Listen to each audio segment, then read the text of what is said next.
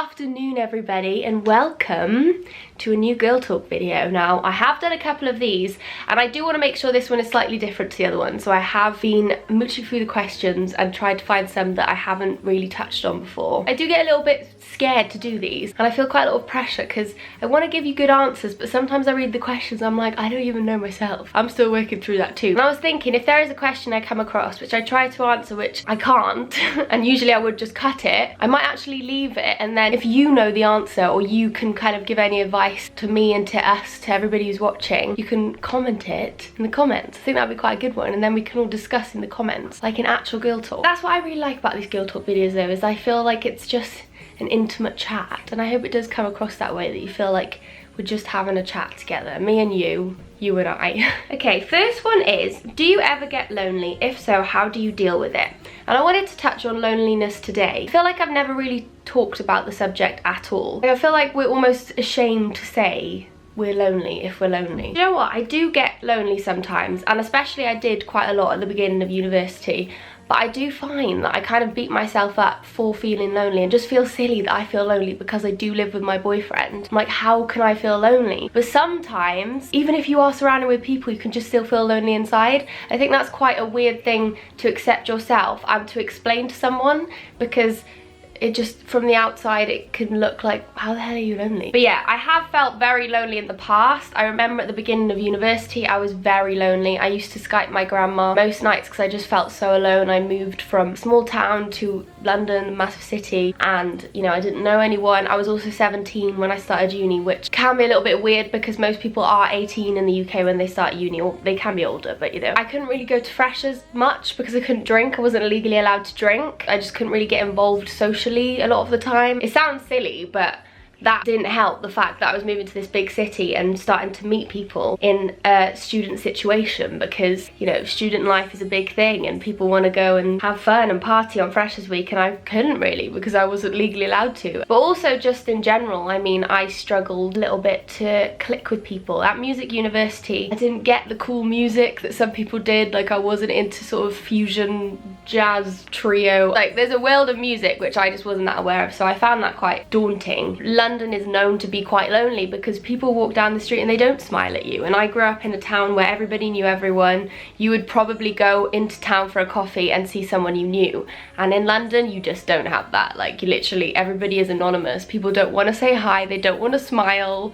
On the tube, people are in their own world, which is fine, but it is lonely, and I like to be friendly. I like to have a smile and a chat because that's how I grew up. It was a big change and I was very lonely. I didn't have tons of friends at university. I actually moved away from my big group of girlfriends at that point too, so that was strange as well because I went from having a big group to not really anyone. I had a couple, but I feel like there's a massive thing, isn't there? I have noticed a lot of women say to me, I used to have a big group of girlfriends and now I don't. What is wrong with me? There's nothing wrong with you. It's just people grow apart and people go to different parts of their life, and they might be a different step in their life, different career, and you just don't click the same anymore, I feel like, and it is okay for that to happen. I mean, I do see a lot of women still at my sort of age, at like 23, and they do still have a big group of girlfriends. I do get a bit jealous because I'm like, why don't I have that? But you know, that is just the way life goes sometimes. I mean, I've got a couple of good friends and that's fine, and if you're the same and you feel like, why don't I have many friends, is there something wrong with me? There's nothing wrong with you.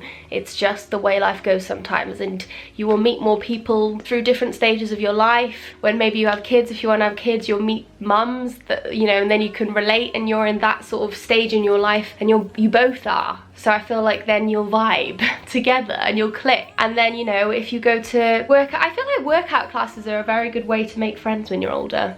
Very good way. I don't go to enough of them, but when I do, people seem to be very friendly. And online, actually, online world, there is a lot of communities online now where you can just chat and vibe with people. But I know, you know, it's not the same. You're not necessarily seeing each other face to face, but you can. That's the thing, you can. My Peach Plan community on Facebook, the girls on there do sometimes meet together and, you know, go for dinner and stuff, and I think that's so lovely. And you meet like-minded people in that sort of situation. How do I deal with being lonely? I would say, as I said, I Skyped my grandma all the time, and I would just talk to her face to face on FaceTime, which I think is such a good thing about the internet these days. The other thing is, I do find sometimes I just don't go out of my way to make social plans because I'm a workaholic and I feel like, I might need to be working then, so I can't make that plan. But sometimes you just need to say yes. If someone asks for you for a coffee, maybe you get a bit nervous to go and meet this person. You go, because you never know what's going to happen. They may be your best friend forever. They may be your maid of honor at your wedding. Only in the mood for sex in the morning. I think it bothers my boyfriend. What would you do?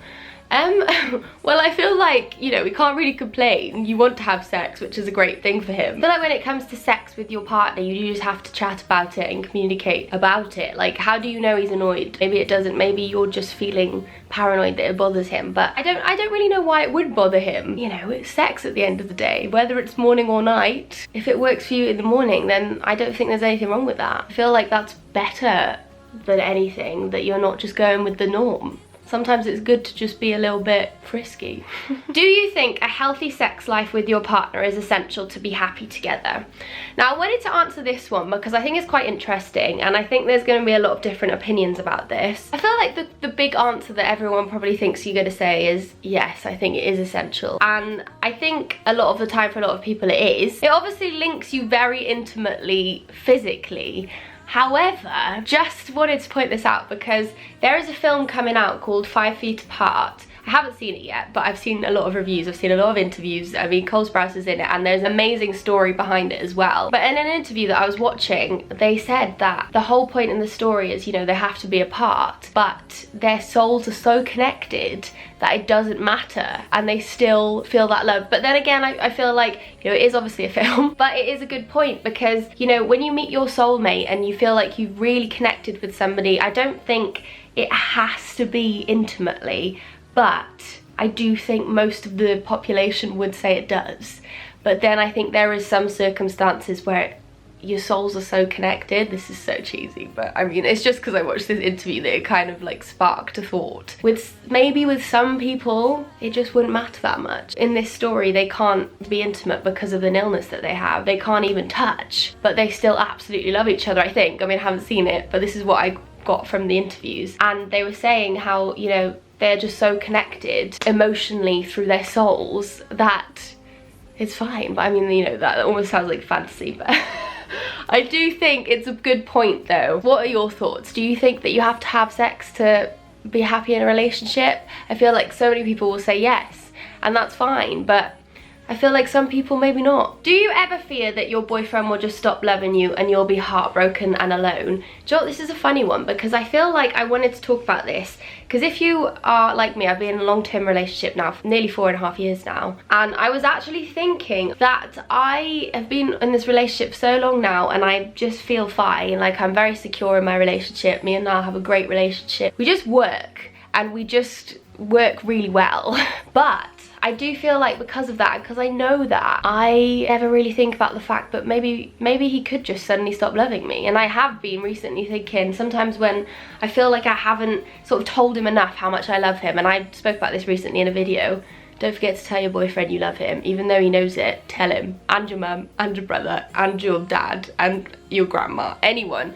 Make sure you always tell the people you love them for lots of reasons. But back to this question, even your boyfriend, sometimes I do feel like I could give more. I mean, we're just so fine together that sometimes I forget to show him again daily that I adore him. I feel like it's good to assess things sometimes. Even when things are fine, it's good to assess. It's good that I have been having these thoughts because I remember that, okay, my boyfriend's great, I need to tell him that more. And even though I live with him and see him every day and spend a lot of time with him, I need to tell him all the time. How to deal with people who hate you for no reason. If they hate you for no reason, it has to be something that they're going through. They are reflecting onto the way that they are treating you, because I mean, if it is completely for no reason, then that's just silly. And I feel like you just need to remember that it's something that they're dealing with that is making them treat you that way. And I mean, I feel like that's so strong to hate somebody for no reason. I just think, you know, it's just a reflection of how they are feeling, and maybe they're not very happy within themselves. It's just like trolls online. They never really upset me. I feel almost sad for them that they feel the need to go and write negatively online,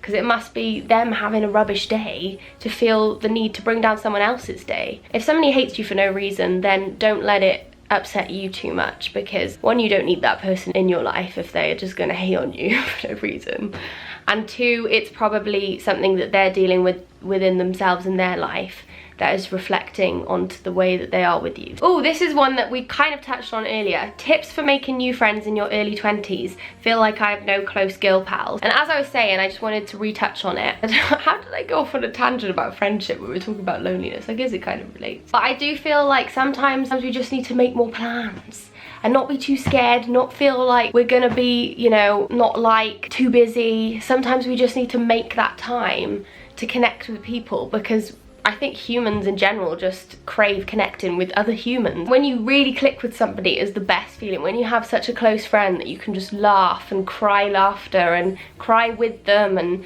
a lot of crying. But when you really click with somebody, it is amazing. One of my closest friends, Bri, when I'm with her, I have the best time. Like, no matter what, I would drop anything to hang out with my friend Bri, because she literally is like my soulmate in a woman.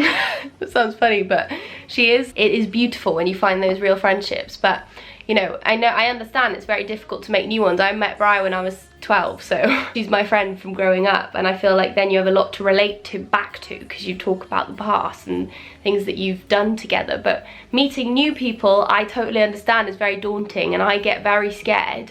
Like, I get scared to go on work trips by myself, because I feel like, I don't know, I just feel like people aren't gonna like me very much. I feel like I'm just not gonna know what to say. It's the same with, you know, events that I might be invited to. I almost never go completely by myself. I'll bring somebody. I never really push myself out my comfort zone then, I just chat to them. So it's something that I'm still working on a lot, trying to make friends in my 20s. In the gym, sometimes it's nice making friends, because obviously you have something in common and you can chat about that to start with, which is quite easy. You know, even if somebody looks like they're not that friendly, they probably are. They're maybe just looking like that because they feel the same as you. So I think you've just got to make the conscious effort to just say hi and push yourself past that social anxiety of they're gonna think I'm a weirdo, but they probably won't think you're a weirdo. So yes. Have you ever had a bad best friend breakup, or have you been backstabbed by your best friend? I have had a really bad best friend breakup when I was younger. I was best friends with a girl, and then she started going out with my brother, and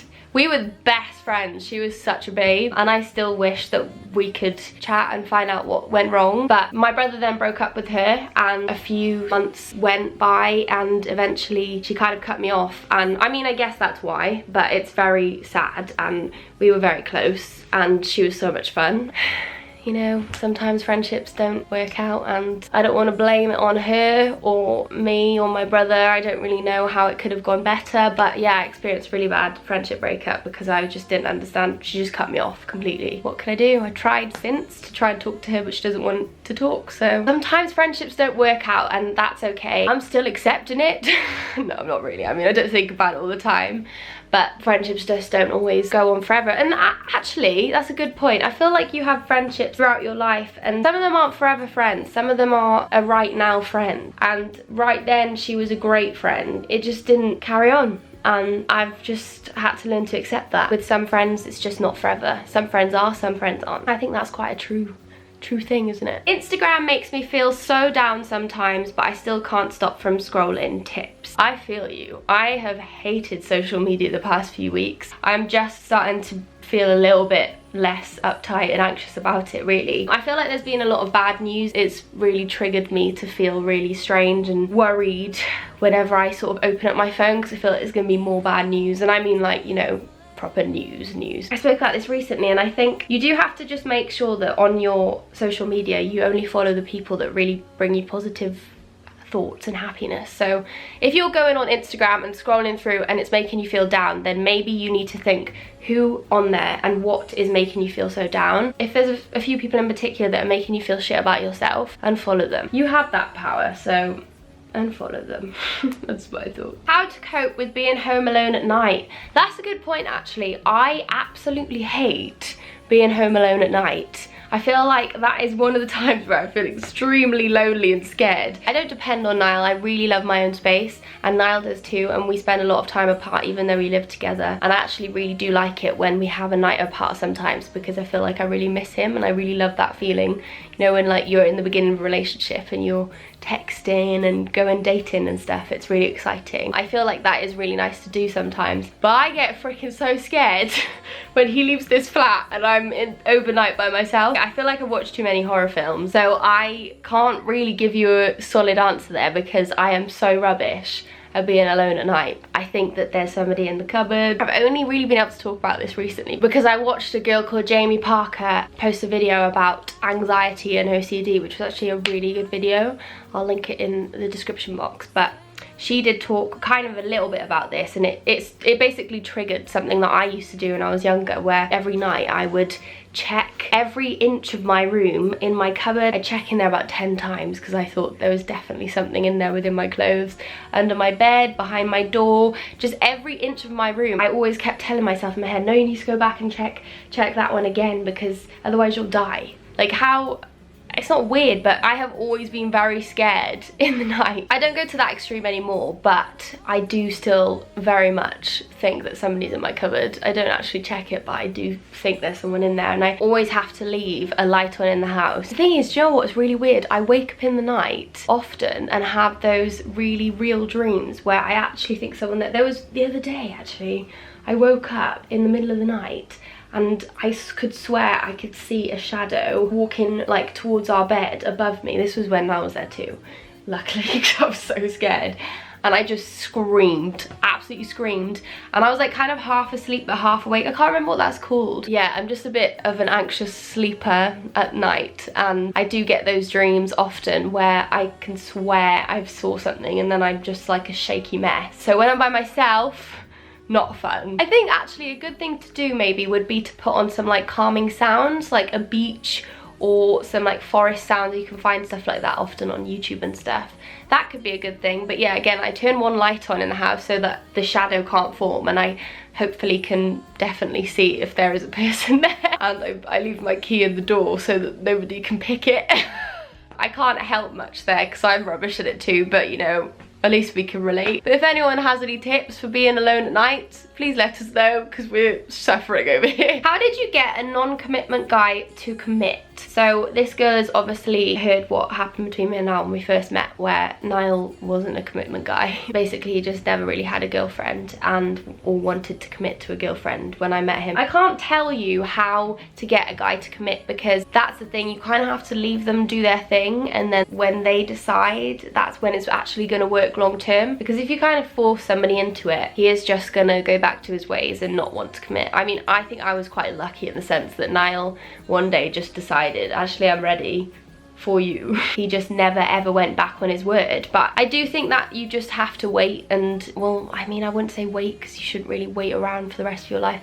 I didn't really wait. I got on with my life. I knew I still liked him, but I stopped bothering him. And yeah, it just kind of happened. But I do think you just need to let them do their thing, and then when they're ready, it'll be right. Do you think it's okay to take a break from the gym and cave into cravings whilst on your period? Yes, definitely. Let your cravings have their Jaffa cakes because they need it.